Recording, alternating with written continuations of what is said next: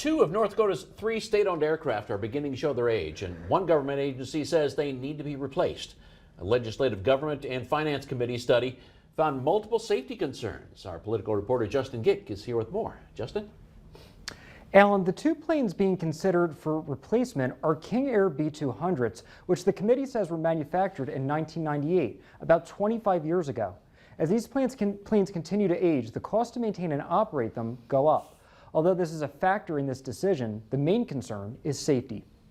A recent meeting of the state legislature's Government and Finance Committee revealed concerning information. We went through an Argus report, which is the report they did about 3 years ago on the conditions of the planes.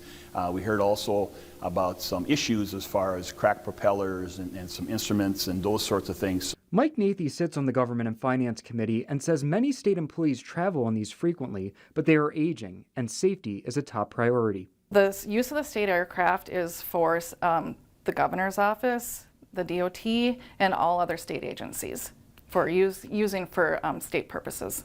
The NDDOT says the cost to maintain and operate this aircraft each year varies. They say if a new plane were to be bought, it would depend on the type of plane and also whether it would be bought new or used. They said the legislature would pay for the aircraft, however, they said the cost would be beneficial. Some things are enhanced icing, de-icing, enhanced electrical, and some avionics.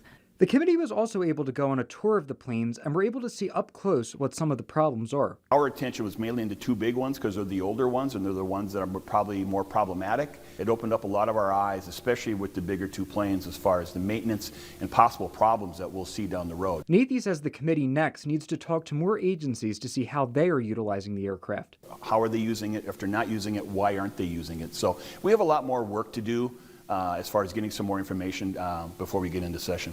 In the meantime, the NDDOT says they will still continue to operate these planes and address any safety issues that come up.